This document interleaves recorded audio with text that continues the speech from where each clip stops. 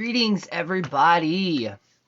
I'm Fire Lotus. I've been doing these for about 2 to 3 years now. I actually believe we're officially on the third year. During these, we go over everything to do with witchcraft, spirituality, a little bit of conspiracy theories, basically everything but politics or anything that will start arguments. Everybody is welcomed here, no matter your faith, no matter your beliefs. You know, we all are open and welcome to everybody. So, yesterday I talked about a video that triggered me. Like, straight up triggered me. And I was talking to my partner last night. And I'm kind of going to step back from that. There's a lot of shit going around on different apps. And due to the explosion of witchcraft and... You know, it's a very mixed emotion for me because yes, I'm so glad that so many other people are finally hearing that call to magic and they're like responding to it. Great. And multiple generations have already been through things like this before. I know my lighting is weird. I'm sorry about that. My view outside, it's going from light to shady. We've went through these popularizations of witchcraft. We had Wicca, of course. Before then, it was kind of pagan, but Wicca kind of brought it forefront and centered. And then we had all the other shows come out in the 90s. And then, of course, we're here where we are today. And Wicca blew up, and then eventually the North side blew up. Like, there are different types of phases everybody goes through, and that's perfectly fine. But one of those that is not talked about until now, I mean, it's been talked about way before, but it's kind of bringing it forefront to the center, especially thanks to certain apps, TikTok, and there's still a lot of confusion about it. No, I'm not an expert on what I'm about to talk about, and yes, I'm about to mention a book that I'm currently reading right now, but there are a lot of misconceptions. And I have to talk about this in a specific way. For one, I'm not saying I'm an expert. What I'm saying is my truth and my truth only, I guess. But it involves conjure. It involves hoodoo. Hello. Now, the reason I want to talk about this is because a lot of people keep saying that certain people cannot work conjure. Or specifically, certain people cannot work hoodoo. There are different variations of hoodoo. Traditional hoodoo, you are supposed to be initiated in by somebody who has been of that faith and of that line. Conjure, on the other hand, gets tricky. Now, the reason conjure gets tricky is because it kind of goes into bioregalism, because depending on where you're at in the United States, specifically in the southerner states, and some on the East Coast, that's going to change. The name's going to change. But at the core base of that practice of conjure, it's folk magic.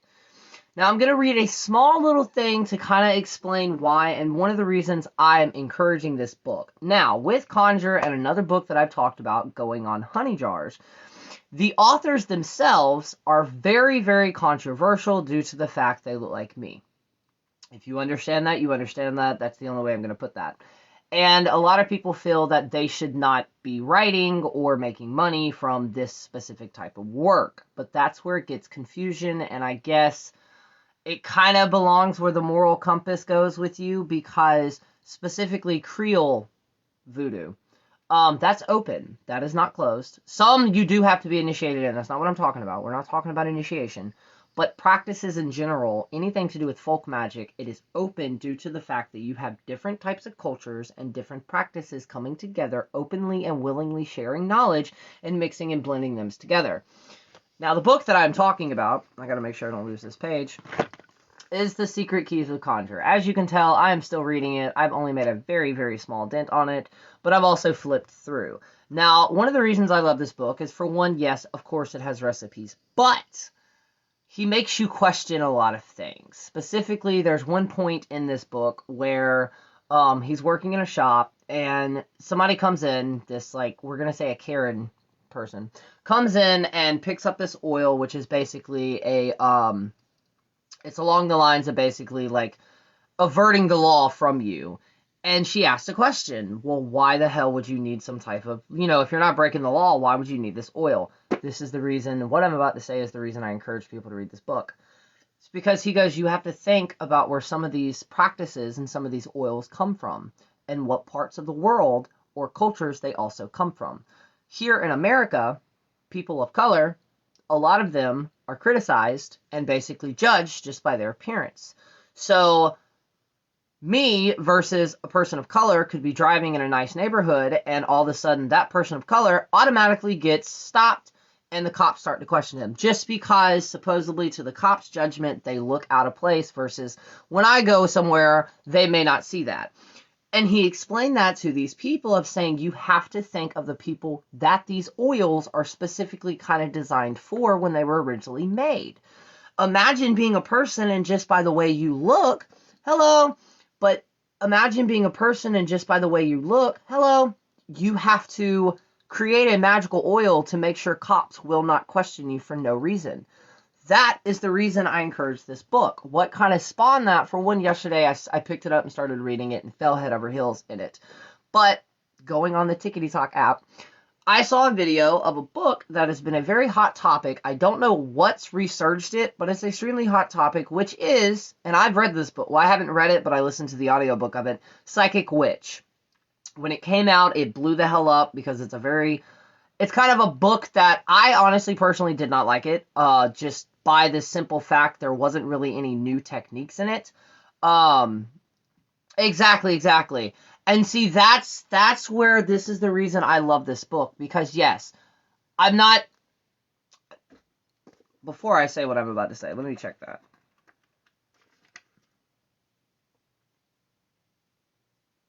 Okay, so I don't know his actual ethnicity, but the author, Chase Bogan, he's from San Francisco, California. He is a professional conjure doctor who practices at his store, The Mystic Dream. He is initiated and practices variations of metaphysical teachings, traditions, classes on conjure and fairy at the online school of which he is the founder of Mystic Dream Academy, spiritual supplies, hoodoo, and modern conjure. So, due to the fact that, I mean, it's in black and white, but most people would say he looks Caucasian. There's a certain community, a lot of communities that do not like that. The voodoo book, the honey jar book that I'd already read about and talked about, same issue with that, except for that specific author has actually also apparently been tied with other things. Anyways, not the point of this. This is not like a Caucasian person wrote it, if that makes any sense. He actually goes into the history of why some of these oils are necessary for the people that used to practice this. But at the same time, he also validates what they had to go through, which is kind of a small thing that I'm about to read. Conjure is not light in its interpretation. Conjure comes from marginalized, oppressed people who struggled to survive and thrive, created these magical traditions out of need. Over and over, generations of people tested and proved their magic were able to rely on these foundations and the toughness of times. When your life or well-being is in the hands of another, your shadow side is the tool for you to turn to. Our shadow side protects us. It is the place where our spirits can rest and recharge. Just as a flower grows only at night, our spirit needs a cool, calm of our shadow side to assist us that we experience and how we can grow from it. To deny our primal needs and our shadow side is to cut our own personal powers in half and hobble our something. Conjure is like our primal energy is always there. It calls to us, as in a tradition that was never broken. There's no need to renovate or reclaim the traditions. There's only a need to listen, awaken, and learn. Conjure is not a system of ethics or a religion. It favors neither the shadow side nor the light side of a spell, but it does favor the need to pick the balance of joy in life. There is no key to be given, but key to be picked up. We hold the secrets of conjure within us, and Chase Bogan is helping us awake them in this interpretation. Now, he also goes into basically the actual histories of this. Hello! I love they hide their practice when the Christianity that practices were truly born of necessity is here. Exactly. And with conjure, it's folk magic. It's called different things because, say, if I were to go into some part of the Appalachians, it could be called a root doctor. But at the same time, it is a type of American, not just American, of course, but it's a tradition that has been shaped and twisted and kind of like they said, it generation to generation, but it is blowing up right now due to the fact that more books are being published. We have Backwoods Witchcraft book. We have the New World Witchery book. Is a good book. Southern Conjure. That is actually, wait, I have that book. Yes, I have that book too. Southern Cunning, blah, blah, blah, blah, blah. Southern Cunning is a very good book. The only criticism I have on that book, it is very thin. Very thin. But there are, if we're talking about the same book, Southern Cunning by Aaron. Yeah, I think we are. I think ours were midwives. Exactly, they were. Basically, that would be like a European version of that, a midwife. It's also, and this, believe it or not, Conjure also has to do with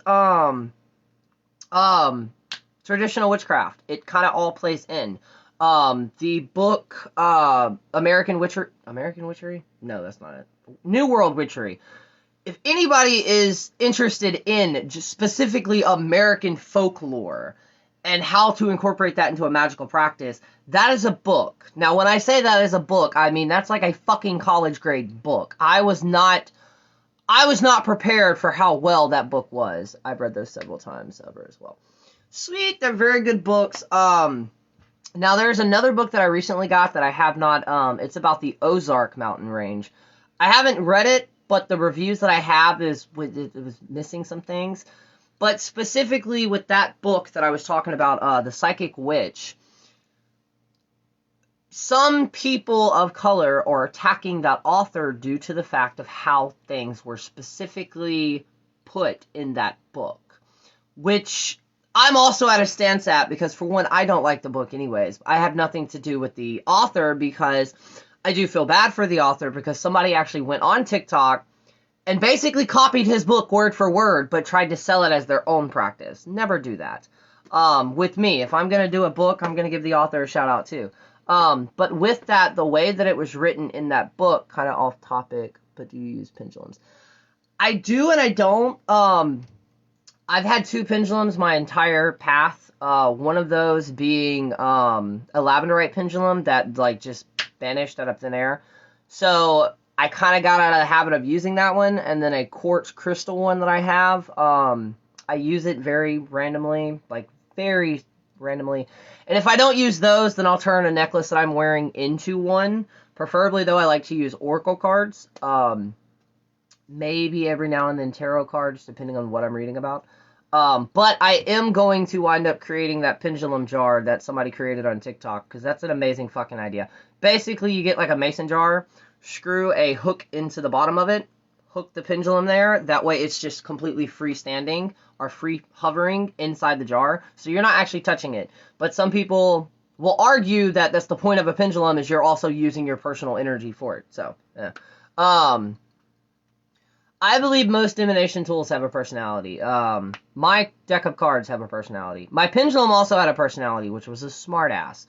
But in that book, Psychic Witch, the very first pages, he kind of worded it. I understood what he was trying to say, which was basically saying we all have the ability to be a psychic.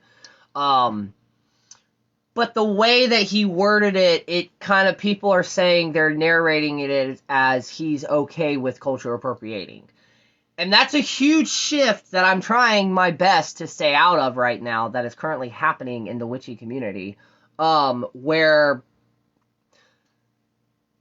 basically in certain ways there are a certain system of people that are basically in a way being ostracized right now. That's the only thing I'm going to say about that. So I myself have to stay away from that, because those videos are very triggering to me. But that's also a personal bias thing, as in, and I know what I'm about to say, not everybody believes in, and that is completely okay. I believe when it comes to witchcraft and spirituality, specifically what path or culture you're coming from, that these divine energies that we're tapping into and working with, they're beyond color. They're beyond history. They're beyond some of the mortal, humanized human thinking that we've engraved it inward. Which is one of the reasons, like, I'm trying to, on top of going back to my own roots, and what I mean that, I don't mean my, like, genetic roots, I mean my actual roots of why I got into witchcraft, like, why I started all of this to begin with. And the point of that is to learn as much as I can, but to also teach, because for the people that's not an OG on this page, I didn't want to do this. I was kind of pushed in the spotlight in a way, by multiple different types of people throughout my life in different areas in my life, all at the same time. It kind of happened overnight. So like, and now it's been 3 years, and I would say I'm blowing up on TikTok. Like, I'm not TikTok famous or anything, but I've had multiple videos kind of blow up, and I'm getting a bigger following. Same with the podcast and everything like that. And of course, no, my stuff's not about the following. But at the same time, if I make a career out of this, which I'm trying to, the following is what helps with that career. But I had to humble myself, because I'm letting smaller, not smaller as in they're small people, as in like just stuff, I'm letting stuff get to me that I should not let get to me, because that's when I wind up putting my own biased opinion into it. And being a good teacher, you can't teach but also have your bias attached to that. And that's why I primarily say, even with what I'm saying, if it resonates with you, then by all means take that. But if not, take everything I say with a grain of salt. And yes, the podcast is definitely coming along. I never expected the amount of listeners that I have on that podcast to do that. And I know I'm behind on the meditation episode, interviews, and all of that. Life gets in the way sometimes. And if you ever become a creator in any way, shape, or form, you will realize that, where it's very, very hard. And for the people who have kids, are going to college, or actually working jobs that are doing this, I have no idea how the fuck y'all are doing it, but kudos to you. I tend to stay out of the drama. I watch and see what's going on, but I always go with my gut. A lot of unnecessary, especially there really is on TikTok, and it pisses me off, and it's a very complex scenario that we're having right now, because hello, that's one of the reasons, like, I will always do lives on here, but with the whole TikTok thing, it's because a lot of people are coming out of the fucking woodwork, and they're starting to make videos. And great, like, I don't care if you're literally, and honestly, I encourage this. If anybody is a seedling or sprout on this, and you need ideas for TikToks, create a TikTok series of you exploring witchcraft for the very first time. See, I can't do that because I've been in it for 18 years. That would be a great thing to do. And see, the issue that I'm having with a lot of other creators is it's the same issue that I had with YouTube. You have so many witches going out and talking about crafts and the basics, the witchy 101 tips and stuff like that, that it's kind of like kicking a dead horse.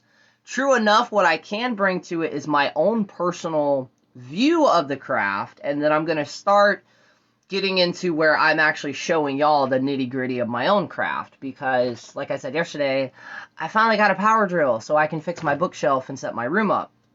And with that being set up, and I'm also going to start a daily practice of it, I'm actually going to show the nitty-gritty, dirty side of working magic.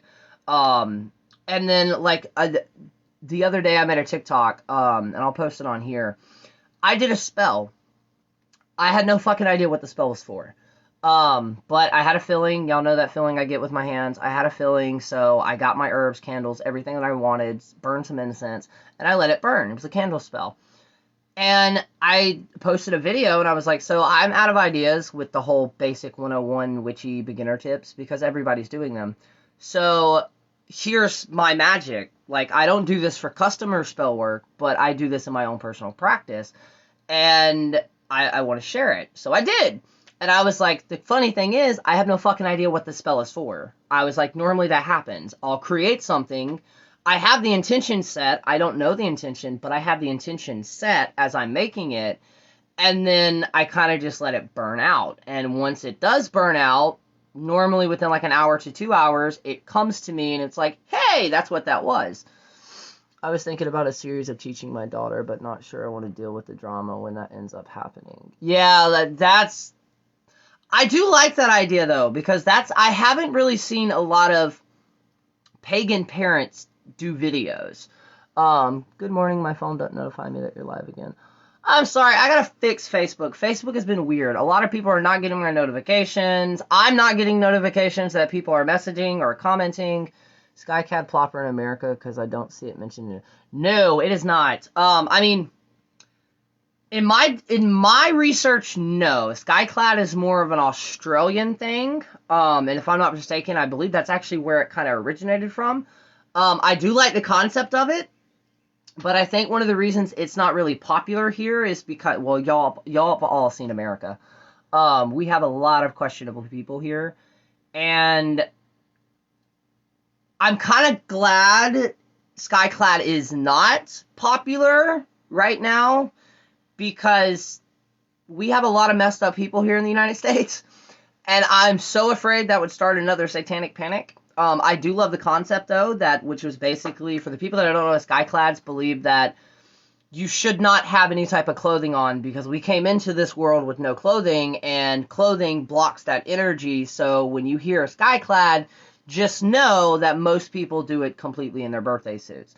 Now, some clans or covens will, like, allow you to, like, wear a robe or something like that if you're not 100% comfortable with it. I can say from personal experience, doing nude, just with the robe on, it is a very, very intense experience. I've never done it outside because I would get the cops called on me. But I have done it in my own, like, inside my house. It can be very, very, intense. Very intense. Which also leads to a question that I got asked on TikTok, which I have to make a video on, but I thought I'd talk about it on here too, which is another thing, which, before I say this, if anybody comes across this live that is not 18, exit now. Okay, with that being said, a lot of people don't know and do not talk about sex magic. It can be extremely popular, and yes, you can do it by yourself. For one, male or female, it would be along more lines of menstrual blood. With men, it's because our clothes carry everyday energy, but our robes used only for magic and just pure energy. See, I like that idea. I do have to start using my robe, except for here in Florida in the summertime, my robe's hard to use because, well, it's not really a robe. It's more along the lines of it's a robe mixed with it's like the European robes where they have the hand things cut out. It was sent to me for a Yule thing, but it's very heavy. So, like, in the wintertime, it's perfect, but in the summertime, I would sweat to death. But a lot of people don't talk about sex magic. And it can be very, very, for one, passionate, but it can also be very powerful. Now, a lot of practitioners, they will not admit this online, but some, depending, especially Wiccan, or variations of Wicca, they actually teach that for men, when you start to use your tools, you were supposed to charge them with your seed. Yes, I believe it is like a Victorian cloak. I'll show it. I got a picture of me wearing it sometime. And it's from like an Amazon store, but like for people who do like plays and stuff like that. But for men, it would be using the seed. So you would do your thing, get your seed, anoint all of your tools. So for one, you're kind of planting your seed in those tools, but you're also connecting your tool with your physical energy, because seed, a male seed, is just like blood. It's the pure essence of that person, and just like blood magic, it's a pure, untapped, unconcentrated, or kind of a concentrated of energy. For a female, you could use the thing, or you could also use menstrual blood, or breast milk. Breast milk is extremely popular and extremely powerful to use, especially if you are blessing anything to do with your family or kids or anything like that. And good morning. But some of the things, now it's called Tantra, but that's different than the actual magical practice. Now, I'm not an expert on this. Tantra is more along the lines of connecting with a partner or doing it by yourself and extending that sensation, extending your energy for as long as possible. Now, when we go to magic, also the energy for masturbation. Exactly. I'm so awkward when I'm talking about this. I don't know why. We're all adults. But yes, masturbation. Basically, when you're masturbating, you're setting your intention. So the entire time you're doing this, you're also thinking of where you want that one shot of energy to go.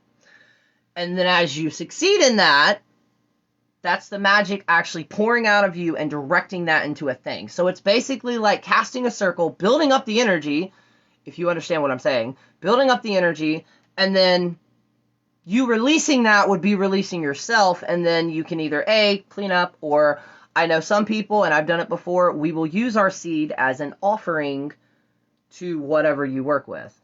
No offense, I feel like America is more prudish than the UK.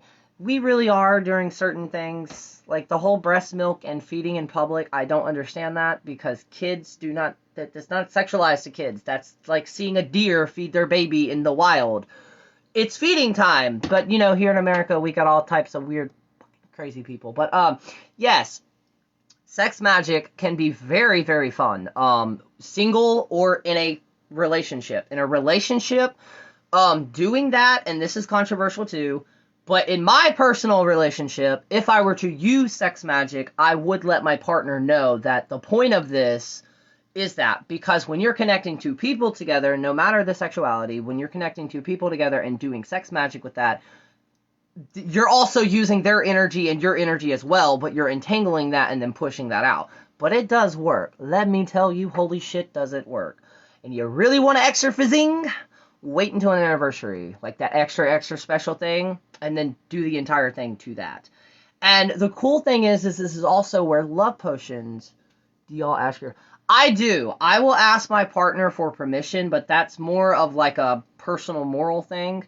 I asked mine if I could put rose quartz under our bed and what. Exactly. But this is also where love potions can come from. Not like, you know, love's... No. Basically, it's like a, it's red wine, but it's, mold wine. Basically, you'll get red wine, or just red juice for the people that do not like or drink alcohol. And you would use herbs and spices that can also be catalyzed as a aphrodisiac. I should have thought ahead of this, and I will post it. One point in time I talked about before, Lou Ellen's back in like the day, they had a mind, body, and spirit like notebook basically, and like it was a prescription thing, and like every month you would get a couple of cards to go in that section. I have like 3 of them on tantra and sex magic and love potions that you can use. Like Christmas cider. Yes, exactly, like Christmas cider. Or mulled cider, that's what it is. And basically cinnamon, orange, citrus, cloves, those kind of deep winter herbs can also be used as an aphrodisiac. So you'll make that to drink, and then you basically set the mood. You can even do this with color coordinating. This is also, if you really want to get fun, the massaging oils and stuff like that. Think about the flower spirit that's in them. Incorporate that into it. And literally, your own pleasure can be a ritual in and itself. And it also does do amazing things with the people itself, in the couple itself. Specifically couple types, because there's a spell, I don't believe I actually wrote it, I think I wrote it down from someone, but it's to re-spark the spark. And the reason I came up with this spell I think I had help with this, because I think this was one of the first ones that I actually like wrote. A lot of people, especially teenagers, and I had a rude awakening with this, especially if you grew up in the whole Twilight thing, they romanticize what a fucking relationship is. And with the relationship, yes, when you first get together, it's going to be wild and crazy, and it's going to be a fucking wildfire all the time. But what winds up happening, and it also fucks some people up, especially people from my generation, what winds up happening is we wind up thinking that when those fires burn down, we've just lost interest in each other. In reality, no, that's what fires do. A wildfire goes from being a blazing wildfire, it'll burn down to these ambers, but those ambers never go out. And all it takes is that right little touch, or, you know, basically the Viagra commercial when we were younger. All it takes is that right moment, and you're going to need to be ready when you're that.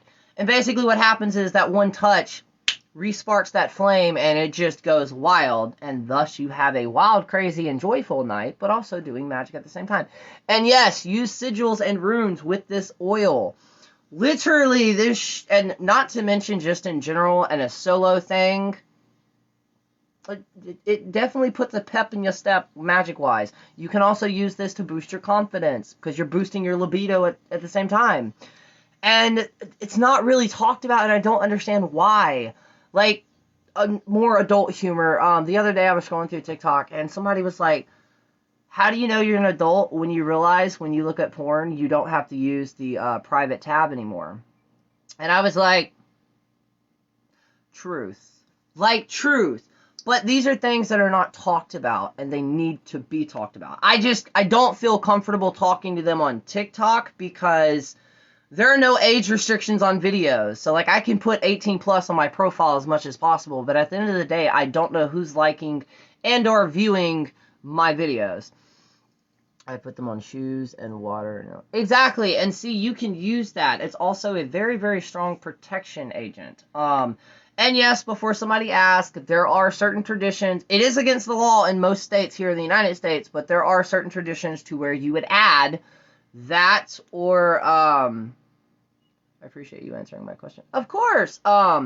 That or menstrual blood in the food, and apparently it's supposed to, like, wind that person to you. But yeah, like, and I don't understand why sex magic is not really talked about. I guess it's like one of those taboos, kind of. And it's weird, though, because TikTok specifically has brought a community to the forefront, which is cool as shit, but the kink community. Before, it was kind of those taboo things, those things that, like, you don't really talk about, and, you know, you kind of put it in the shadows, which I agree with that. There's a certain point in time for bedroom talk versus normal life talk.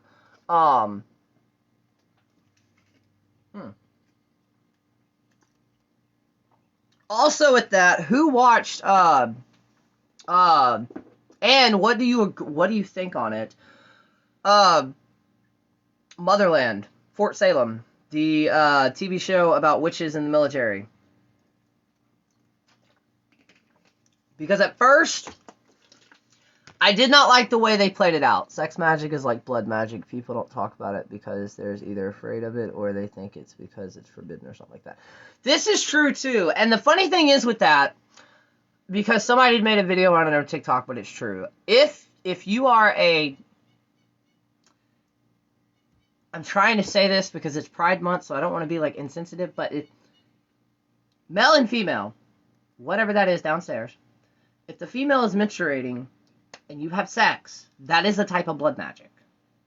Now, do I believe you can make somebody fall in love doing that? I don't really know. I'm not that experienced in that particular area, but that is a type of blood magic. Because you're literally mixing bodily fluids together in a very, very intimate way. But it can be extremely powerful. Now, with that being said, depending on your ethics, I would wait and do it with somebody else that you are in a relationship with. Because, like me, I recently learned, and I never knew this, and I wish, because it would have saved me so much shit, I'm demisexual. For the people that don't know really what that is, I have to send you a book recommendation for you. Okay, sweet, thank you. It all depends on the intent behind it. This is true, too. It does intend on the intent.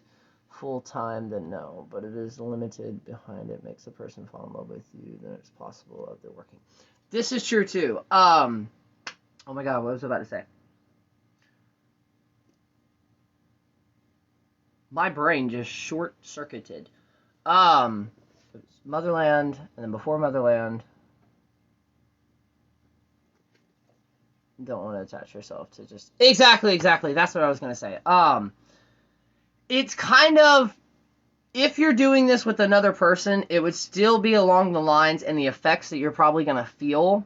That's what I was talking about, demisexual. Kind of that very first time. The very first time, how intimate and everything like that. And it's the Bible that teaches that a woman on their period is dirty and have to stay away from people, even the church. This is true. And there's also something which I'm not going to talk about it because I am not female and I would feel weird talking about it. But if you are female and you are a practitioner, look up the red church. The red tent. There we go. That is something y'all could be interested in.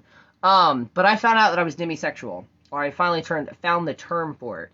Demisexual is basically a person is not sexually attracted to someone as much as...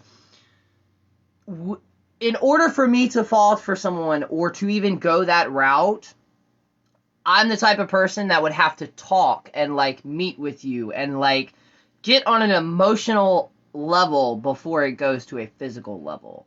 And I never knew that when I was younger because I was always called the tease in the grinder community and all that other shit because I didn't go any far. The TV series. Yeah, yes, thank you for that. Yes, Salem. Salem, no, not Salem. Freeform, or what used to be ABC Family, they have a show that came out last year that's called, I think it's called Motherland. What's it called? I think it's called Motherland. But I keep getting Fort Salem, and yeah, it's called Motherland. But basically, in this scenario, and I fucking love it, originally, the Salem witch trials did not play out as in all the witches were executed, except they kind of... I'm pan and demisexual too, and one of the reasons I'm single, I value the emotional connection more than the physical ones. Exactly. And, like, I never knew that was a term until TikTok, actually. But in Fort Salem, or Fort Salem is the army base, when they discovered witches, there was a specific witch that was about to be hung. And in this, the reason I love it is because they don't use wands. They use their vocal box. They use certain notes and basically sing to manipulate the elements. But I love it because, like, I watched last night's episode and I about cried because it shows what witch talk in the witch community in a theory should be. Because, yes, you have the army. Basically, the witches made a deal with the president back then, or the people that started the colony, that we would basically serve and protect them as American soldiers. Male or female, they both do... I think some males do magic. They do magic. They haven't really picked on that. The show itself, though, evolves around 3 girls. Technically 4. And, like, you go through these different things. I don't know if it's on Netflix, but I do know it's on Hulu. I don't use Netflix, and we just started using Hulu. The good thing about Hulu is certain shows, if you can't, like, watch... And the CW... No, not the CW. Freeform may have it, too. But with Hulu, most shows that Hulu supports, the day after the episode is aired, they have it up on, whatchamacallit? I used to use Cat Mouse, but the creator of it shut it down. So, like, I'm balancing between, like, 8 different apps that are free. Well, Hulu's not free. Freeform is, I believe it's free to watch certain episodes, and the CW is also free. So, like, Charmed. That's another one nobody's talking about. I understand. Charmed is not the original OG Charmed. I get it. But they're doing something that I've never seen, which is... Well, no, I think there was 2 other shows. They actually started incorporating Mexican magic, or brujería, I always say that wrong, into this. But Fort Salem, the reason that I like it is because it gives me chills every time that I watch it, and I don't know why, but this show did not, like, go weak. They have pentagrams all throughout the show. And again, Freeform is technically through Disney. But, like, it's not Wicca-based or anything like that. It's just, like, witches basically working with the U.S. government to protect them. Yes, it was. The OG Charmed is always good. It's amazing. But I do like the newer one. And they have not connected it. Theoretically, in multiverse theory, you totally could connect these two. But I'm still very interested to see where they kind of go with this. Because... And the reason I would, if I were to tell somebody, if they were to ask me, what would you suggest? The new Charmed versus Fort Salem and Motherland? Motherland and Fort Salem. Because in a lot of witchy movies, and of course they they fly, but they use salves. Like advanced, concentrated salves that are made in factories, or made by them, but distributed to the witches. Like, it's a really, really great series. Hulu does have the first season up. And then another one, it is a cartoon, but I used to do this when I first started these, which would be the Owl House. That is an amazing series. It has nothing to do with real witches or anything like that, but it's still a good series. And then we know we're getting Salem, Hocus Pocus 2. We're getting that.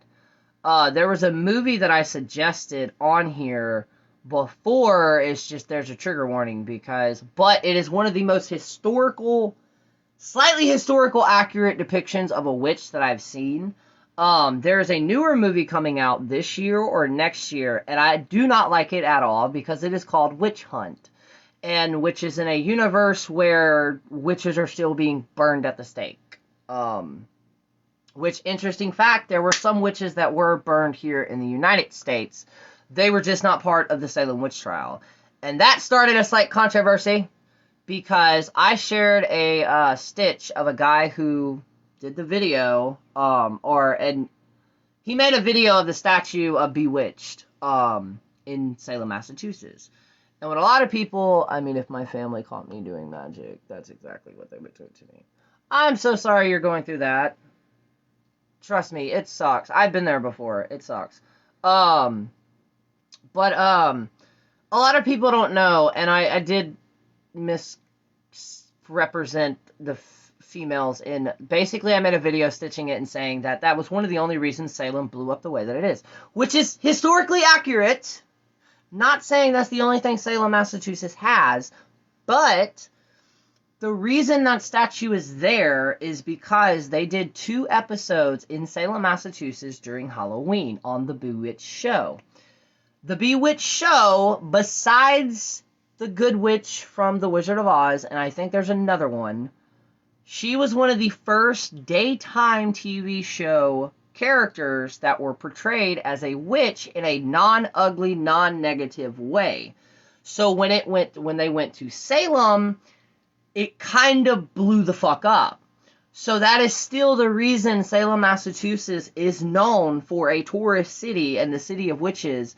Not necessarily because of the witch trial, it was because of that. That two episodes brought so much attention to Salem, Massachusetts that they blew up. The original place where the witches were hung and everything like that, there's one monument in the center of that town that has a book with all the names on it and broken shackles. They don't want to talk about it. Thus, why Salem, Massachusetts is actually known as the City of Witches. That's not where it actually happened at, though. I have to practice in secret. Sometimes I have to go to other people's houses. Now, always remember with that, too, with the people that can't openly practice, if you can find a book for it, that way you don't have to have a physical copy and you can download it to your phone. Penzak's Inner Temple series, the first book, that's what he teaches. Me and my partner were actually talking about it last night. And one of the reasons, if anybody ever asks me for a beginner's book, I'm telling you Penzak. Because his first book is to teach you, technique-wise, of how to basically have everything you would possibly need magic-wise in your own head. That way, if you, like you're saying, if you live in an environment to where you have to practice in secrecy, you don't physically need anything. Although having physical items do help. But also, never forget that you have everything you need at home. Whether that's a wand made out of a pencil or a chopstick. Practice in the broom closet for the first 4 years of my practice. I completely understand how hard that is. And same.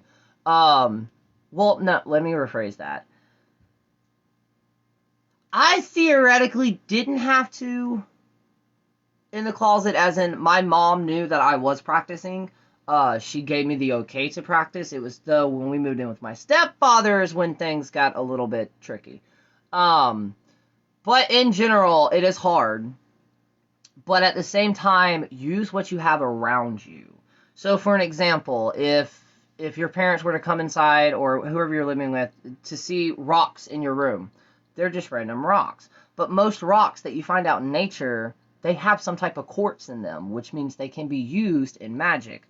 I have a weird obsession with sticks, like actual sticks that I find.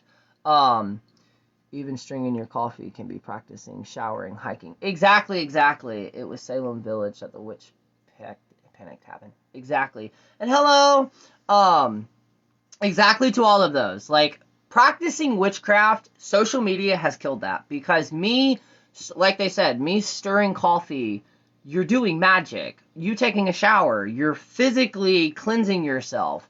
At the same time, a great YouTuber, rest in peace, Tiptoe Chick, or Doris. Doris has, Tiptoe Chick on YouTube, has a video called the shower chakra thing.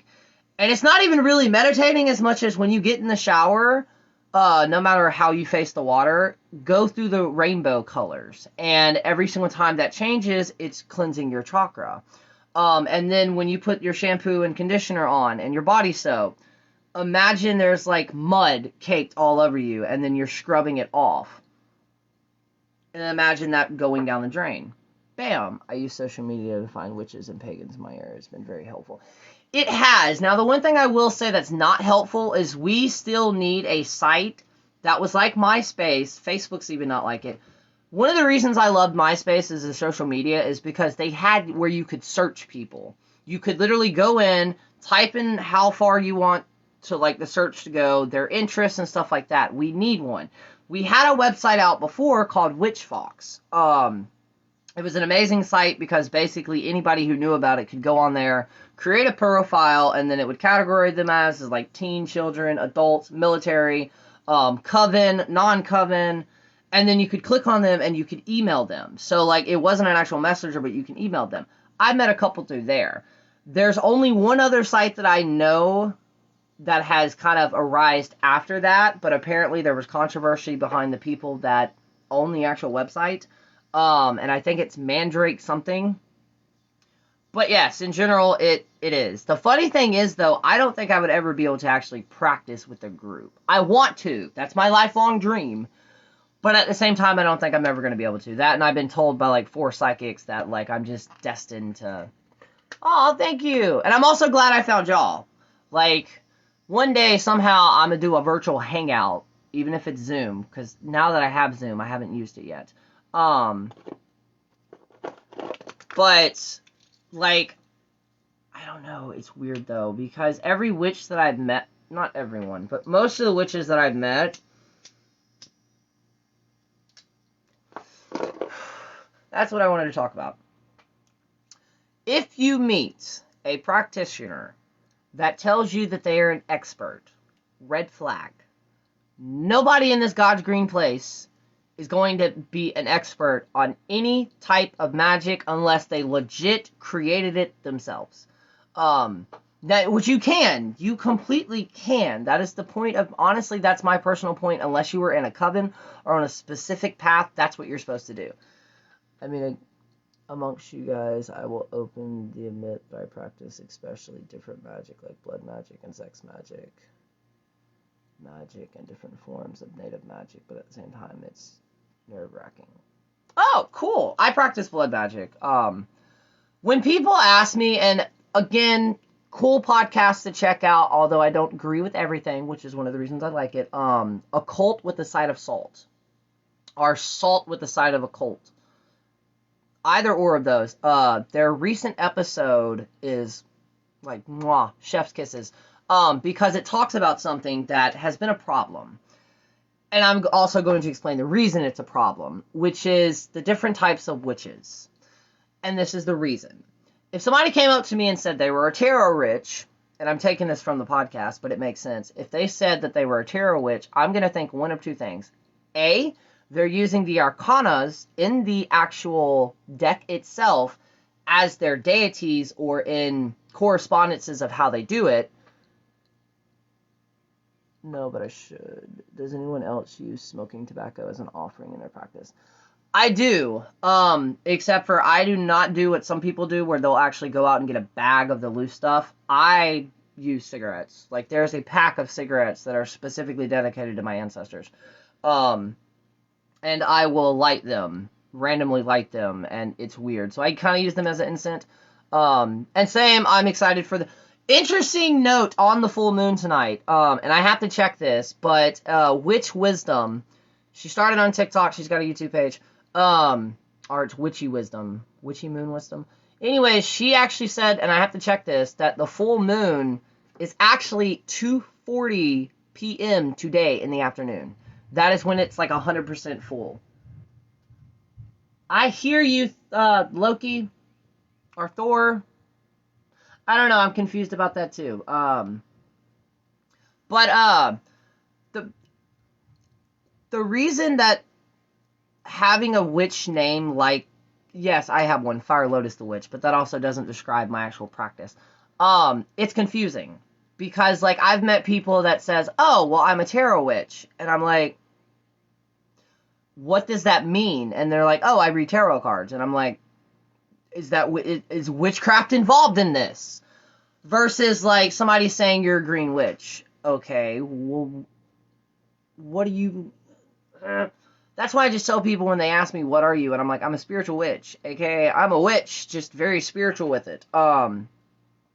And, like, now I understand, like, Norse or something like that, because you're telling somebody your actual path.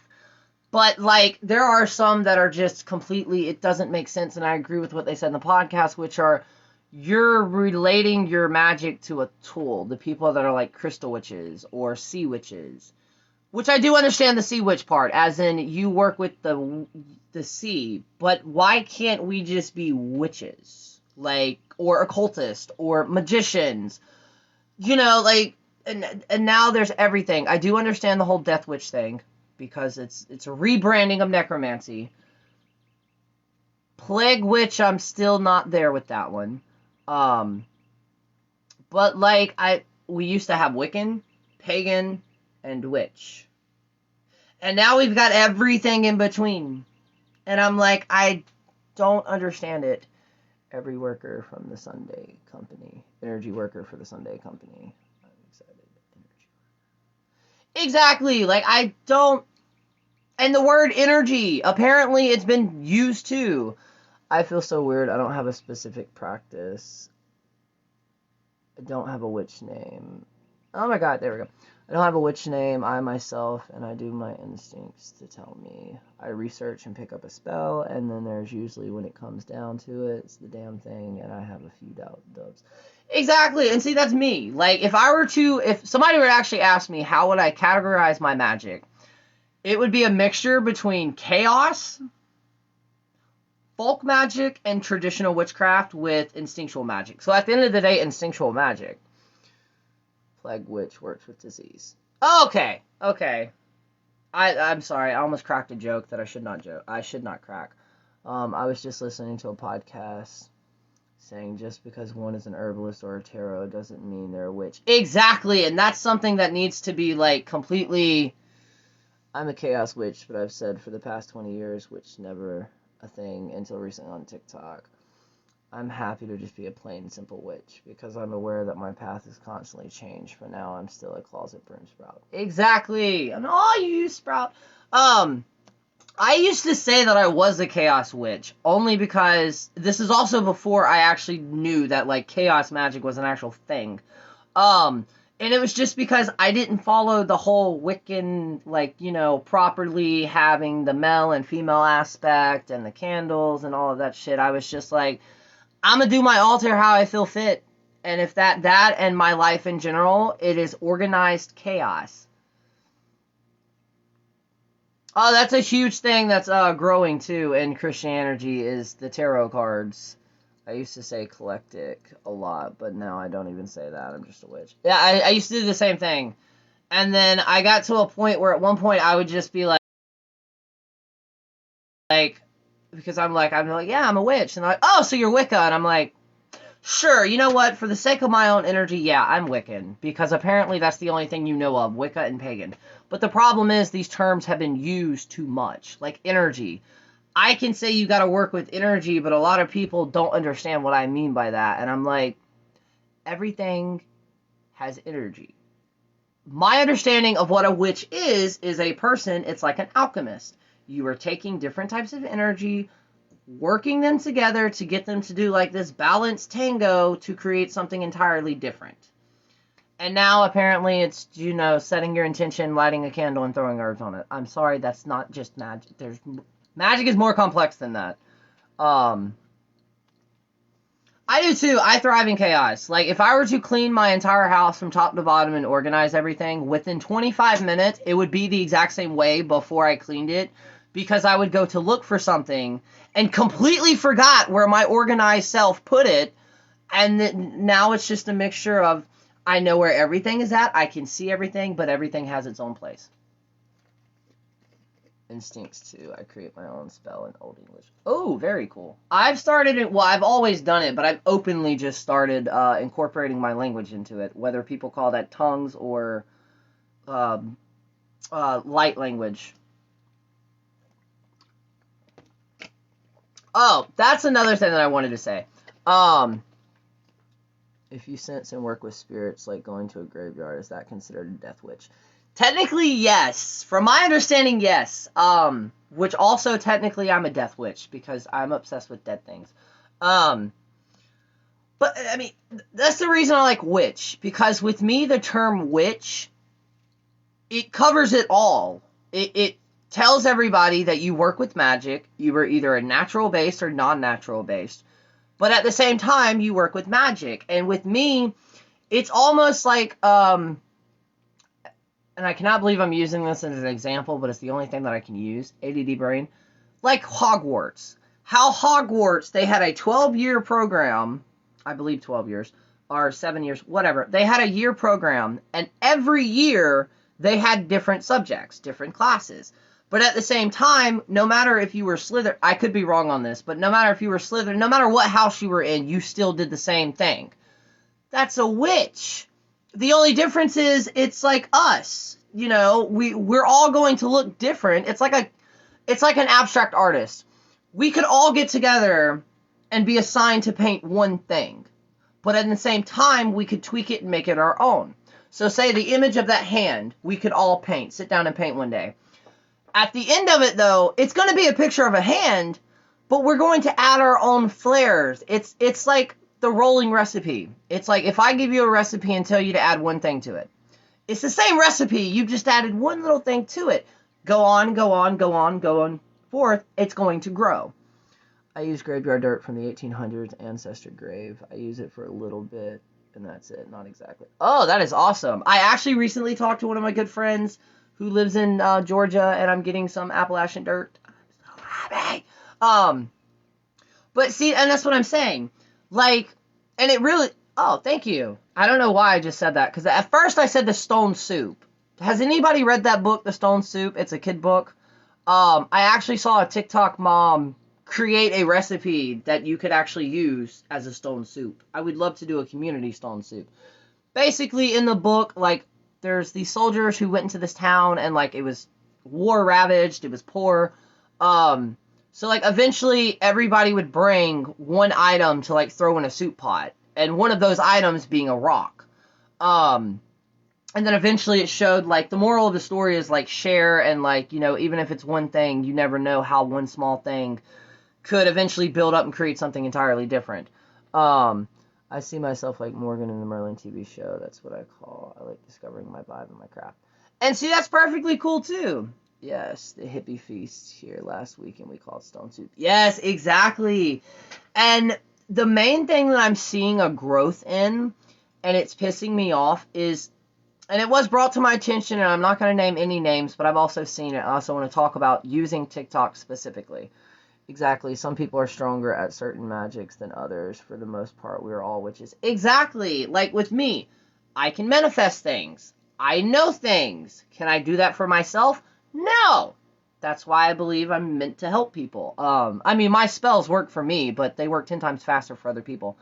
But with TikTok, and this is something, I swear, here recently, it's been this trend. Every single time I talk about something that I may not disagree, that I may not agree with, or I may not understand it, life gives me an example, and my ancestors are like, see there, if you would have listened to us before. So basically, every time I talk about something on here, I wind up getting an example thrown in my face that, oh shit, no, wait, I may believe this. That being,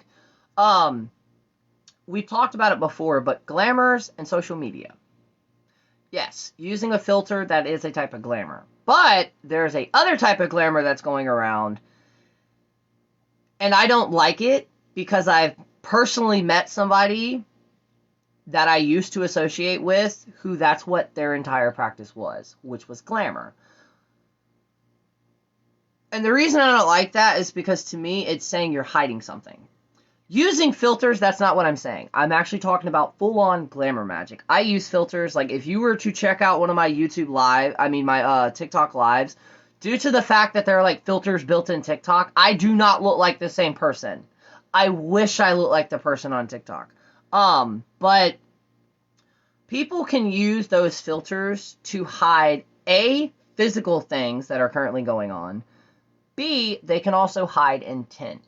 Specifically, there are 2 creators who have been in all different types of controversy in the witchy community, but who have recently, there's just always say, and I even say this about myself, everything you see on social media, take with a grain of salt, because we never know if it's a personality or if it's actually that person. I mean, a persona versus what that actual person is.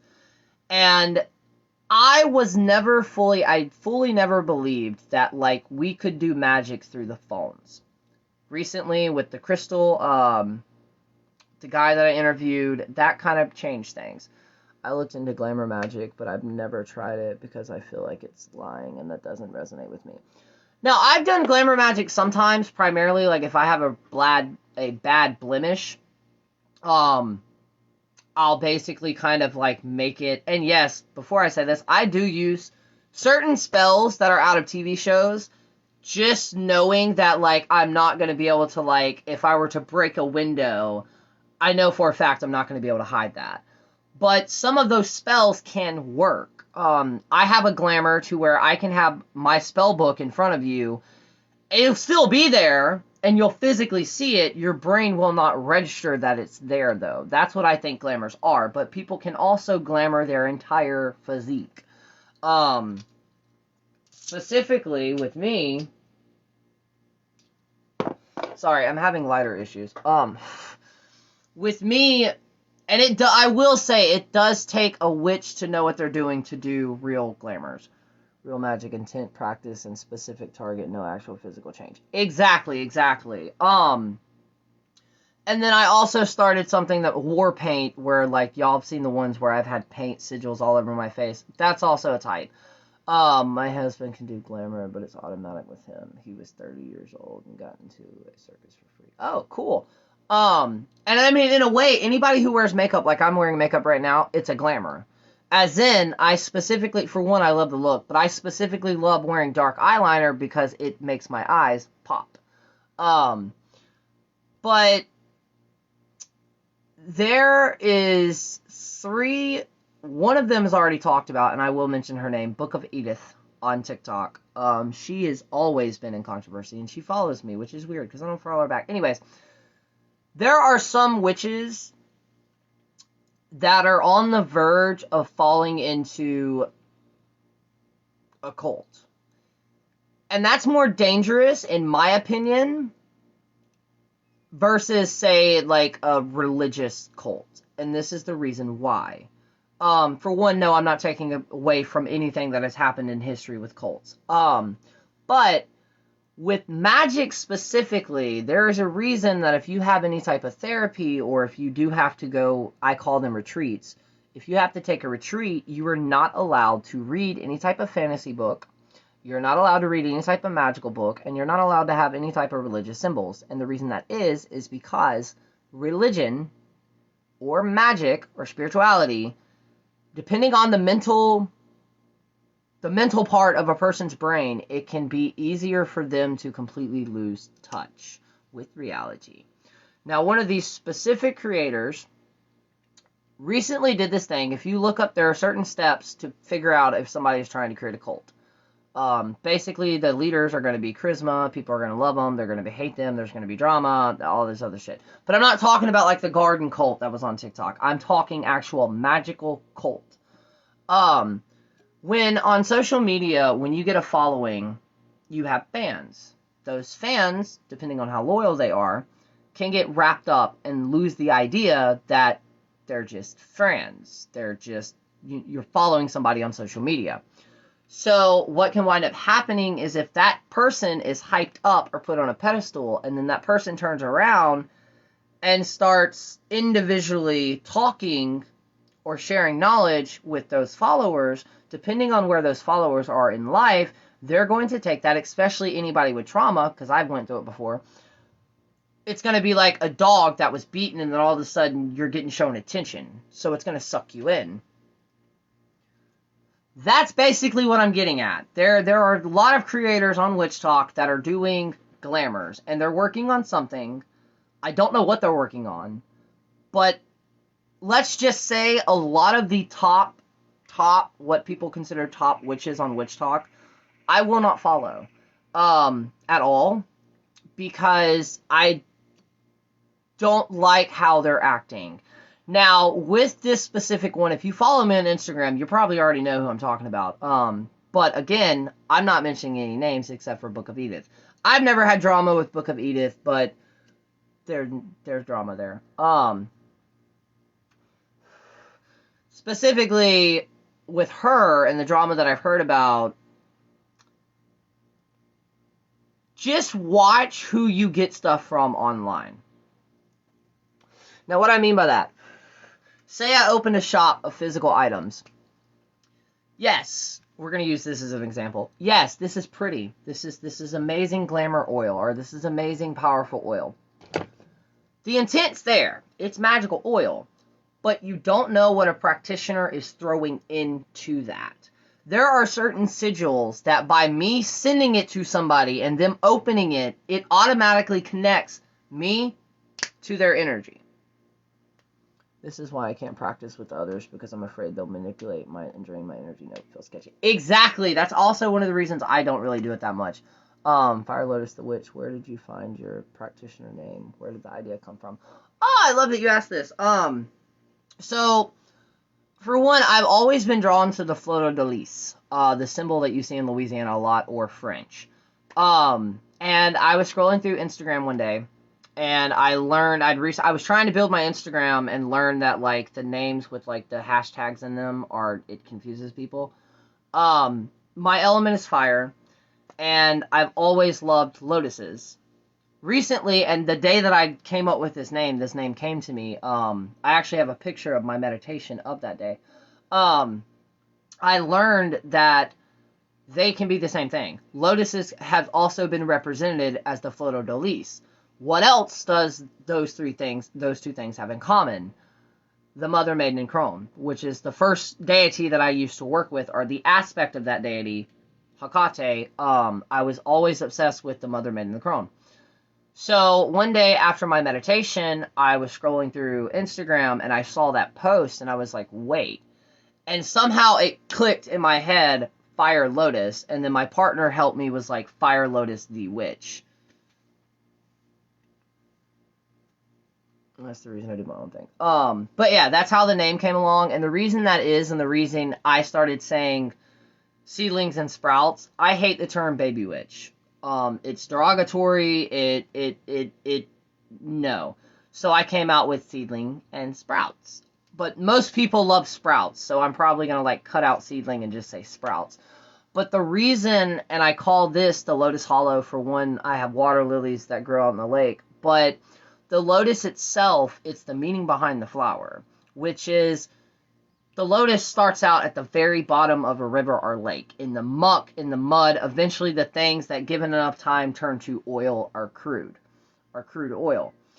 But what their entire life, it's almost like the cicada. Their entire life, they're primarily, like, in the darkness. And then they slowly, over time, come up and bust through the water. And then they become this gorgeous flower. With my life, my personal experience in life, it was kind of like that. I did not have the best childhood. I had great memories, but I had a lot of bad memories that overweighed those, and a lot of trauma. But yet I'm still here. And in the process of me coming up with that name, it also, to me, it resonates with me, because when I discovered witchcraft and spirituality, no matter how dark things got in my life, that was my light. I would dive deeper into it. So the more depressed I got, the more trauma I experienced, the deeper I dove into witchcraft. And thus, Fire Lotus the Witch was born. How do you feel about working with Freya? Have you reached out and generally connected? I have, actually. Little story behind that, too. I've talked about him before, but me and my partner, we met this guy, and basically we became roommates with him. And he was part of a actual group in Gainesville, and then / he had his own coven. And when he came to our property that we're moving off of, he goes, holy shit, Freya's been here. And I'm like, who? Like, for some reason I didn't register. And he goes, Freya, she loves your cats. And I'm like, what? And he goes, no, she loves your fucking cats, and she loves the fact of how you take care of them. So that was the kind of initial thing. And then I've done multiple meditation.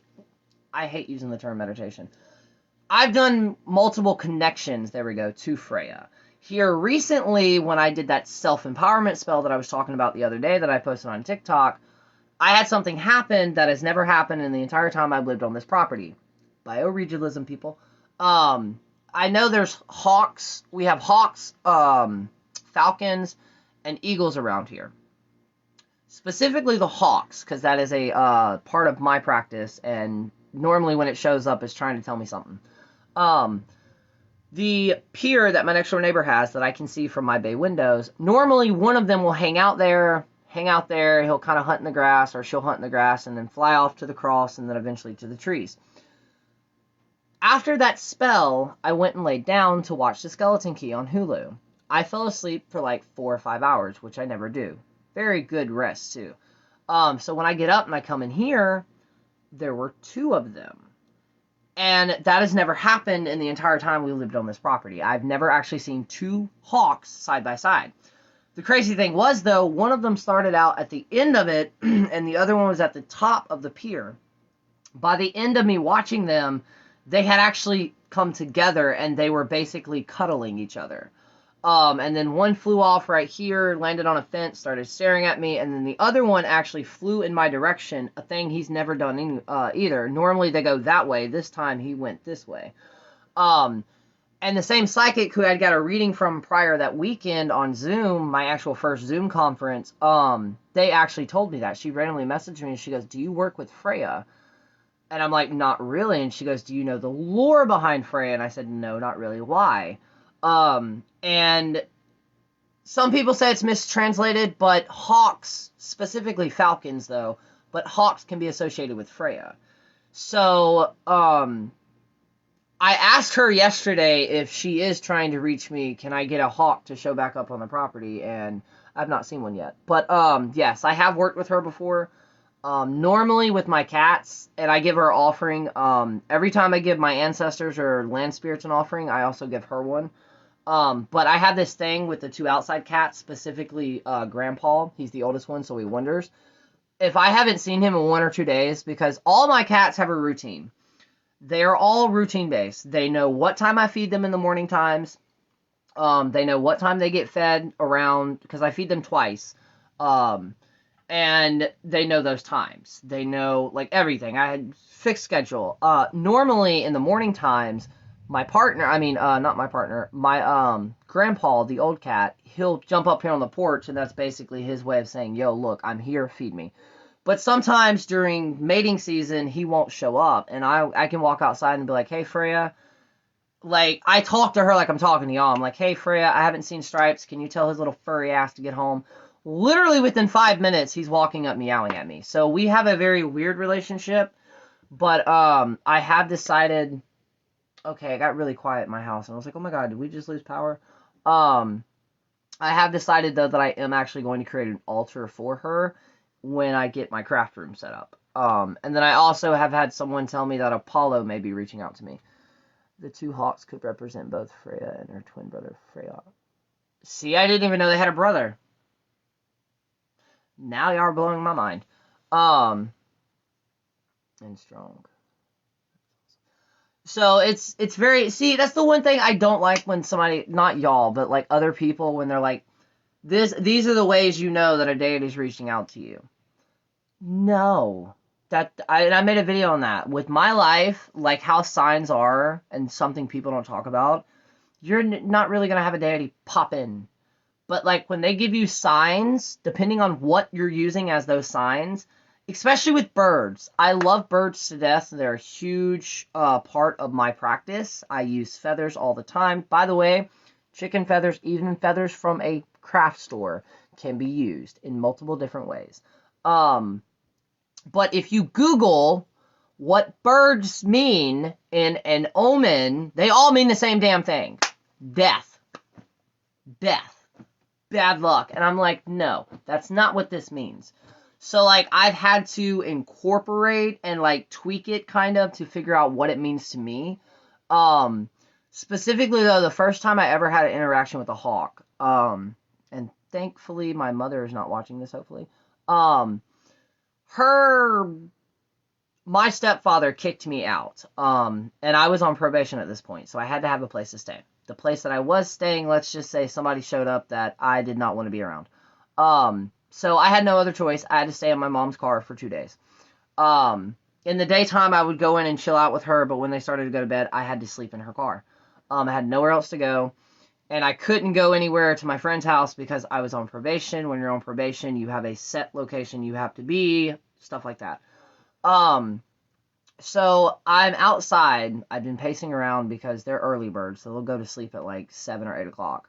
So I was outside and I was pacing around, and I kept seeing this hawk on their property, and it kept circling me. Like every single time I was outside, it would be up in the sky, landing in trees, watching me. So I had a breakdown that night emotionally with like everything going around, and on the property, they had this old swing set that was missing a swing, like the old wooden one that you'd see on a porch, but they still had the stand for it, just no swing.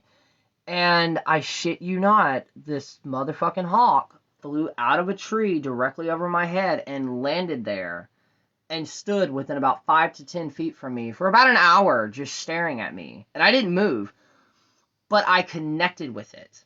Like, I could feel what it was trying to tell me. And ever since then, if I've ever needed a message, whether that was just a friendly message of saying, hey, you've got this, you're stronger than you think you are, hawks. Another more recent situation, about 2 years ago, me and my partner were supposed to go hang out with one of our friends, and we were supposed to go to like this weird event.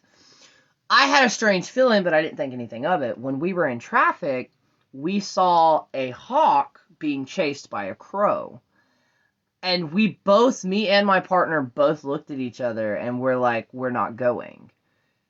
And it was the thought that he had not known the feeling that I had about the plans that we were supposed to do, but the fact that when we saw that and it flew directly in front of our car, we both picked it up of saying, oh shit, no, this is a bad idea. Thus, an event did happen, and we're glad we did not go. Oh my god, yes. When you see any media that you connect with to bring you their message, you had a friend who would get messages in cartoons. Oh, very cool. But yeah, with that and with the whole glamour thing, I do believe that there is a way that people can affect you. I know there's a way people can affect you through your phone. So you're probably going to ask, well, how the hell do I protect myself against that? If you have a little stopper like I have on my phone where you can hold it with 2 fingers, put sigils on that. If you have a phone case, put sigils inside your phone case. I mean, you can even go as far as to have a protective symbol as your background. Also, Freya is a war goddess and queen of the Valkyries. I knew about the war goddess, but I've never, I don't know, I've always had this weird thing with Norse where, I'm drawn to certain things, but at the same time, I'm not. But I've always been drawn to Freya. To the simple fact, one time where I thought she was reaching out to me, I was like, fuck, I don't have anything to give her. And at that exact same moment, I opened a cabinet, and I forgot that I had flax seeds, which can be given to her as an offering. So I literally just got a piece of bread, cut it into 4 corners, sprinkled some honey on it, and put flaxseed on there, and then put it outside. And that's how I do my offerings. Like yesterday, very weird too. Yesterday I had a custom spell done. It was a retribution spell. And in that spell, you have to call upon a specific deity. Once you call upon that specific deity, you have to give them an offering of garlic. And of course, I threw some other things in there. But, and we were talking about this too yesterday in our live of what happens if I plant that and it actually grows? Is it still connected to the spell, or is that an offering that the deity accepted it?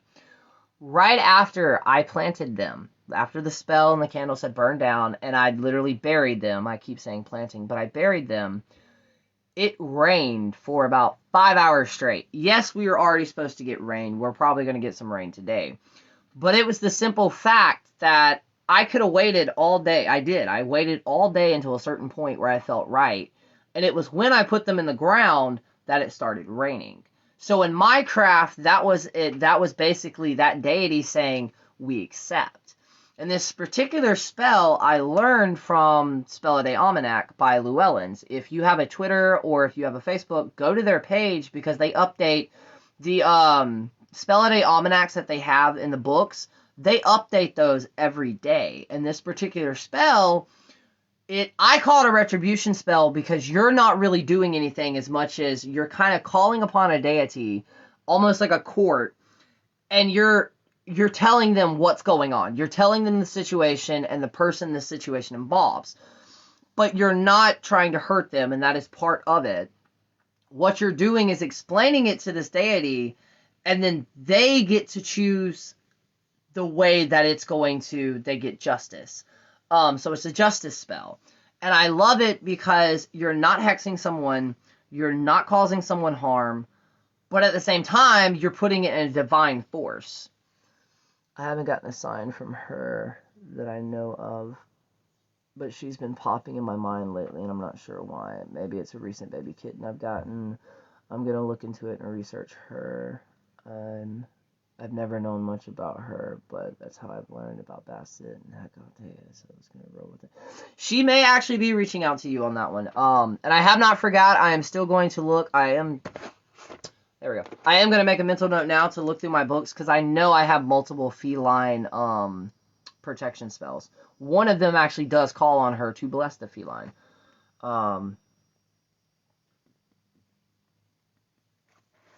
Did that wrong.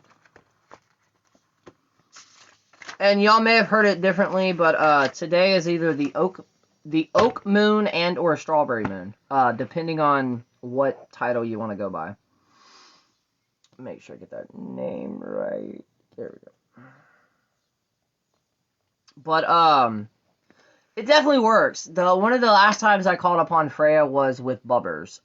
He got really, really sick when he was a kitten. And when I mean sick, no, it's okay. But wait. Me too, it's crows. My animals that I'm connected to are big and do spells for Lola. 2 cents and 2 letters. 2 crows commune with my window watching me downing a spell. Oh, that is awesome. But with Bubbers, he got really sick. And, like, he was on the verge of death.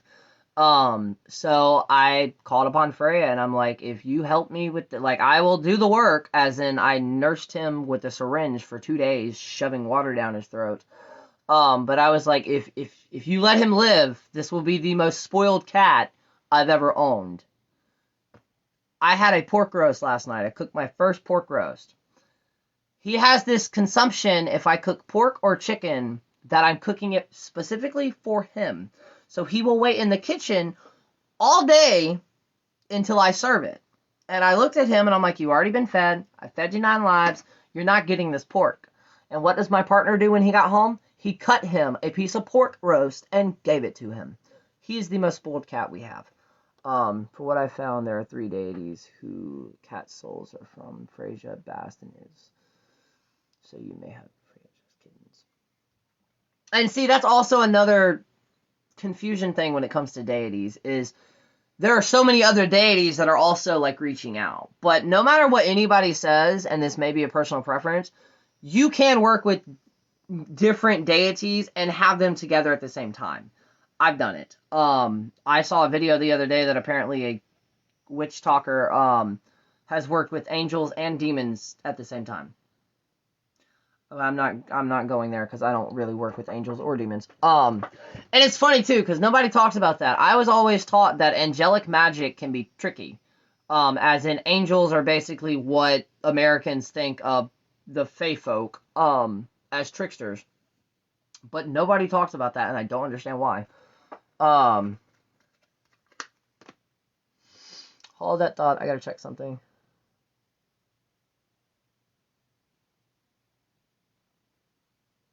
Okay. Definitely got to do something about that. Now, if you do use any type of,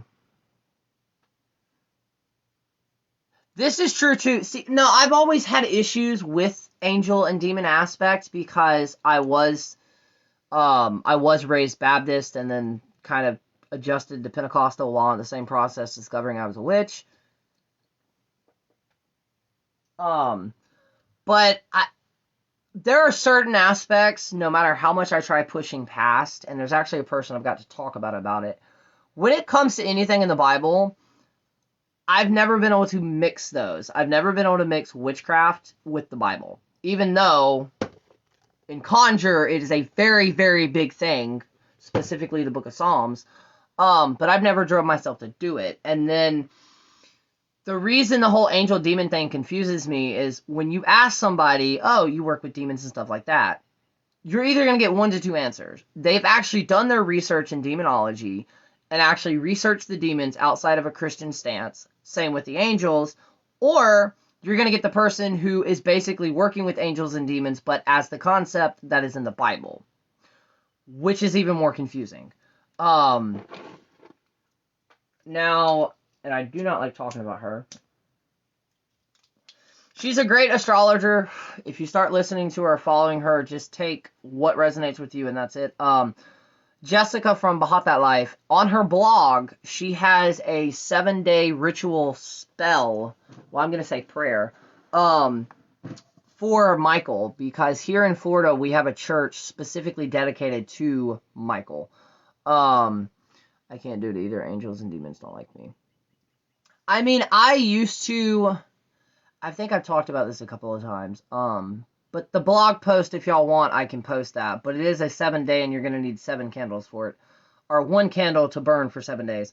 And then you have to recite a prayer. But apparently, like, it's a miracle spell. But with me, I have this aspect of me, and I've only rarely talked about this because I do not want people thinking that I am completely checked out and lost my mind. When I was younger, when a lot of trauma was going around, I had a presence show up in my life. And he was kind of my protector. In a way, it was like this weird, everything I lacked at that point in time, he had. But the funny thing is, the name that I call him, I've met one other person who had the exact same trait, I'm going to say trait, who also had the same name. And me and this person had never met up until this point. We have something in common, though. Native American blood, specifically Cherokee. So I did research. The word that I use to describe this, there is a word in some native cultures which is called a shade. Basically a shaman. It is a person who walks between both worlds. So there's that. And the reason that I say I don't talk about it a lot, because I don't want to sound crazy, and I know it's going to sound crazy, but I have met other people who have had the same thing happen with them. And it could be a spirit guide. I don't know. But he's always been there, especially when I needed protecting. And it's not me. So, like, I can have a complete conversation with him, and it's not me. I've had certain people meet him. My partner does not like him because he is an asshole. This particular... I'm not telling you the actual name that I use, but this particular thing is an asshole. He's not really an asshole. He's just blunt, like really, really blunt. Basically, everything I lack, he has. But I'm still doing research into that to see possibly what it is, because there's no way that two people that I've never met before that are in the same age group that does have very, very common similarities, have the same type of energy, or we're going to say guide, that comes with them. And they showed up around the same time. Never put me in danger, never asked me to do something that, like, he's never asked me to do anything besides being a smart ass in my head. But yeah, that is a thing. And at one point in time, I used to call him a demon because I didn't know better. But instead, it's just like a spirit presence, spirit guide. I don't know what it is. There was one theory that it possibly could be part of me in a past life, which I love to kind of pick around and think. But yeah, there's something about the Bible that I will not mix them. I have a Bible in my craft room next to my witchcraft books, but I've never actually read it, and I think I'm starting to know why, because it doesn't make sense to me. The one thing that I don't like using in the craft, I'm being called to do, which is in conjure. Conjure, Appalachian folk magic, they use the Bible, specifically palms. And I follow somebody who does that. She is part of she is a faith healer. So I have to talk to her about like, and I think, and this is another thing that I've seen too, there are a lot of times where like, especially in spirituality and your growth, when you come across something that's fear is not the right word, almost intimidated by, but you don't know why. I think the reason that is because it's going to unlock something. What I mean by that is one of the reasons I think that I put this off for so long is because our bodies know when we are ready to step to the next chapter. And if you step to the next chapter, if you skip a chapter and go to that next chapter, it can have physical consequences. I've had multiple times where I've skipped ahead basically and got pushed back down because no matter what anybody says about how much energy or how many spells they can do, our physical bodies have a breaking point. And it's all different. That's a flowing, changing scale for person to person. And when you cross over that threshold, you know, like in the TV shows where you've seen people, specifically in the Vampire Diaries, Bonnie, when she used to do magic and her nose would start bleeding, that is a thing. You can physically make yourself physically ill if you do not properly do it. That's why you need to eat or snack while doing magic. I felt uncomfortable using the Bible too, but they didn't have a choice but to practice what they were told, so they used the words with different intentions. Exactly, and see, that's what I'm slowly starting to come around to. And it also, like, it stirred something else in me because I was like, okay, if I've walked away from the church, why is there still these one or two things that I just won't do? And now I'm starting to realize it's because once I do these, I'm going to be breaking down a wall and accepting something else. Because, and it didn't click until I did that video where I speak, people are calling it tongues or light language. And it is basically Mesu kutuamates saravitos lavelepetos su sakataraseravitos. A lot of people have said it's Latin, it's broken language, it's all this other stuff, but some people have said it's tongues. And basically what tongues are, it's baby language. Most people lose the ability to speak baby language when they get older. I apparently have not. And it would make sense if I did speak tongues, because I do know what I'm saying. I understand what I'm saying, just not... There are a lot of things, or the way to interpret it, there are some words that I could not find in the English-speaking language. I've done that too. I've skipped ahead and had to go back and learn illusions. I learned... Exactly. And see, thanks to the conversation I had with my partner, I'm going to be trying to get the Inner Temple series. And once I get the Inner Temple series, or at least the first book, I'm going to start incorporating that as an actual one-on-one breakdown and class. So even if you can't get the book, I'm going to share enough knowledge to where you're going to be able to do it. And once I get that, I will kind of be resetting. Because that's something that's not really talked about. It needs to be, though. It is okay to start over in your practice. Like, legit, throw out everything you've learned in the past 10 years and start from scratch. There is nothing wrong with going back to the basics. And honestly, that's in every area of life. I know cosmetology, I know doctors, lawyers, all of them have gotten to a point with their craft where they've went back to the basics to refresh everything. But I'm definitely excited to see. I haven't figured out when I'm going to actually incorporate using the palms in my working. But yeah. And then here shortly, I will be cutting this short because I do have a custom spell that I have to do. And I am going to hopefully time it around the 2:40 time where the moon is completely full. Awesome book. When I read it, it was like a validation of being spirit taught. Exactly.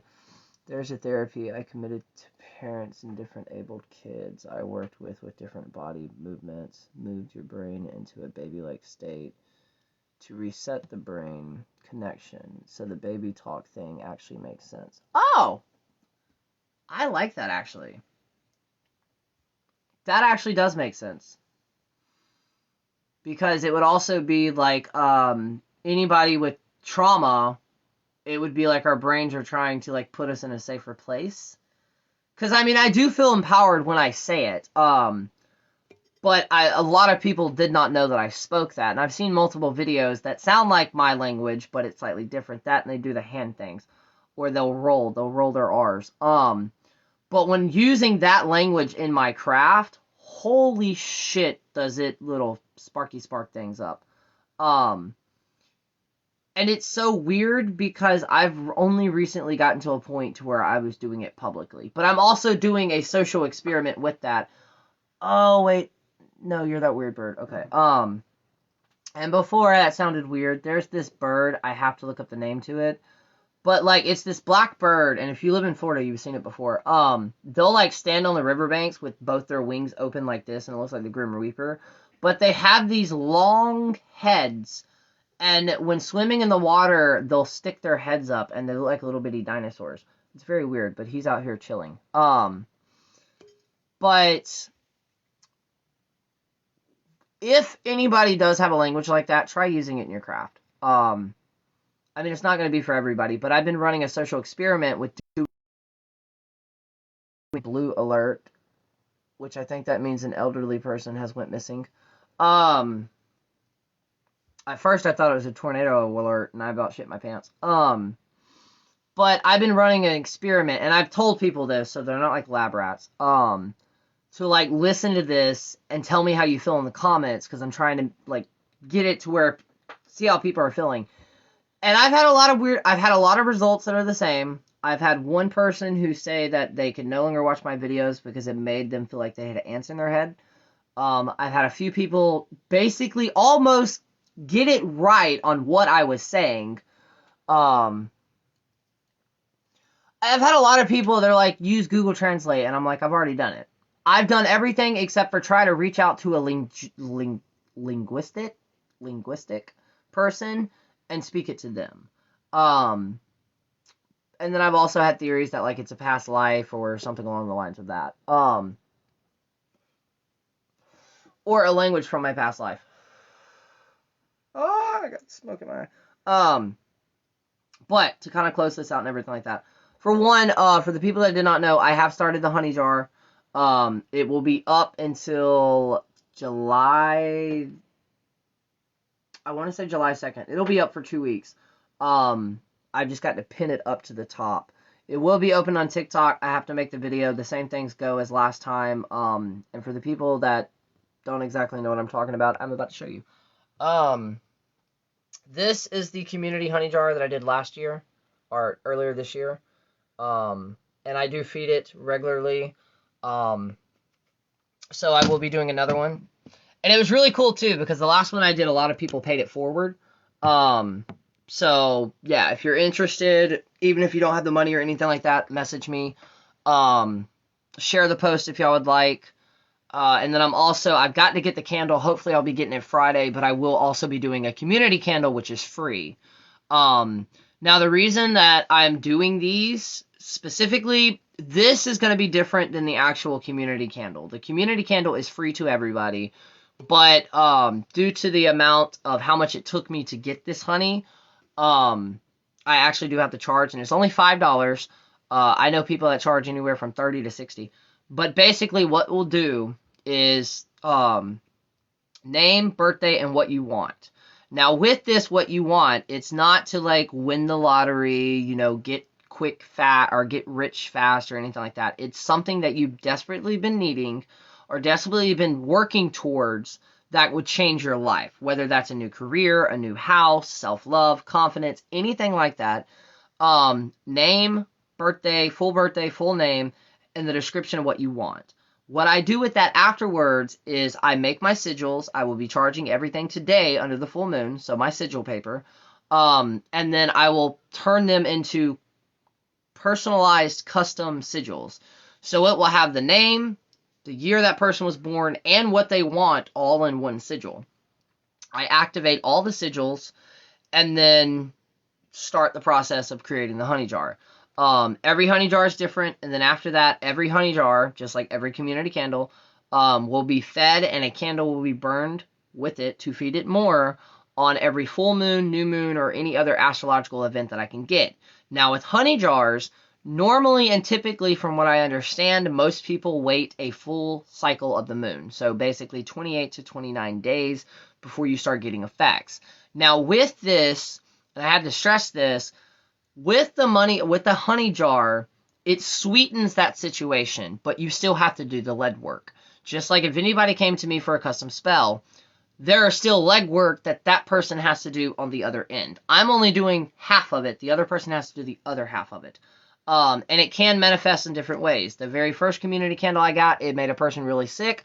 But during the process of making that person really sick, it kind of brought up other things. So it was like a purge almost. But yes, I will be charging it tonight. And I do make my own petition paper.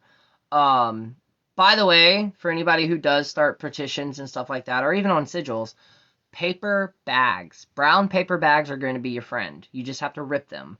But yeah, and then I'll activate it. I add different types of oils, crystals, herbs, all depending on what it is. And then the rice that you saw on the top and the bottom of that is the green rice is for finances, prosperity, because prosperity can also mean different things. It doesn't also always mean money. And then the orange rice is for road opening or to break obstacles out. So I do have that going. I'll be making a video on it later on today to post it to TikTok. It was very successful the last time I did this. And this is the second time I'm doing it. And then I'm hoping very soon that I will be getting to personal honey jars. The only difference is I haven't got to the process to where I can meld them out yet. And then there will be a specific altar in my room, in my craft room, where all the community candles and honey jars will go. So yeah, there's that. I have my Discord, of course, y'all. And I'll be getting back into actually posting in the Discord. The YouTube page, I'm at 196. My goal is to like hit 200. I do have to text. I gotta put that down too. Hold on.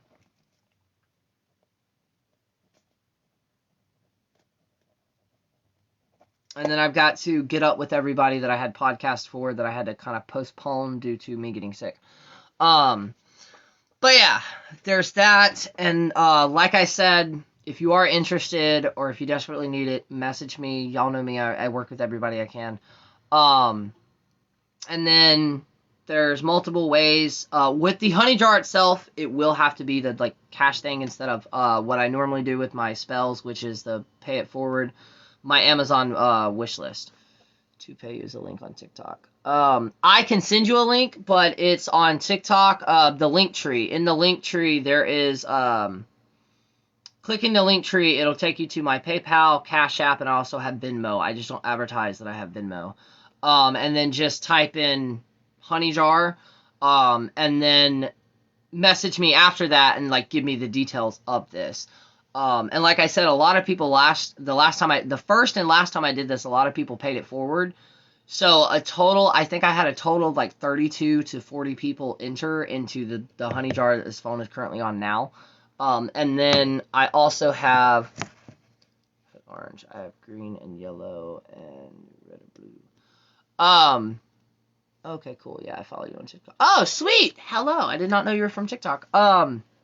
With the rice, you can use the correspondences of those colors that you just named for that.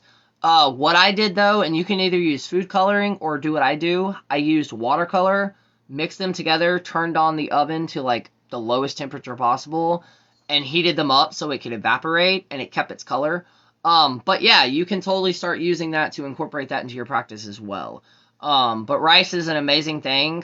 You can also use it like for the orange for like road opener. You could use that instead of a circle of salt, because it's breaking and busting those walls open. So, but yeah, that's going to be today's live. Like I said, Discord, all of that. You can find all of everything that I just said in my link tree. It'll take you to everything. And then I will be posting what I said I was going to post, because I have a couple things that I need to post on here. And then I also have to make some TikToks. But yeah, the full moon is tonight. But also with that, you had last night, you have tonight, and then you have technically tomorrow night, but tomorrow night it is technically 99% waning. But yes, there are, depending on your practice, there are 3 nights of the full moon. And this full moon is, if I understand it right, it is supposed to be the last full moon or super moon that we're having this year. And supposedly it's also really, really good for manifesting. We are out of retrograde, Mercury retrograde. We are out of that, but we are in the shadow period. So always remember that. But to start anything or anything like that, now would be the perfect time because you have the full moon. It's going away leading up to the new moon. So, but yeah, excuse me. Thank you for everybody who's watched, interacted, anything like that. Thank y'all so much. Y'all literally make my day. I will be doing this tomorrow around the same time, I believe. I don't know. I'll let y'all know on that. I just realized it's Thursday because y'all know me. Fridays are always up in the air. But yeah, if y'all have any questions or anything like that, my inbox is always open on any platform. I think that's it. So yeah, until then, I hope you're all having a great Thursday. Stay dry, stay warm, stay cool, depending on where you're at. And yeah, like I said, if y'all haven't ever have any questions or anything like that, just direct message me either on here or Facebook. I do have another announcement, but I'm going to wait for the specific day to do that because it is going to be slightly exclusive. As in, I don't want everybody that follows me to know this. So, that'll come later on. But yes, until then, remember, you are magical as fuck, and I love you all, and this is the Lotus family. Everybody is welcomed, and everybody is loved. Until then, peace.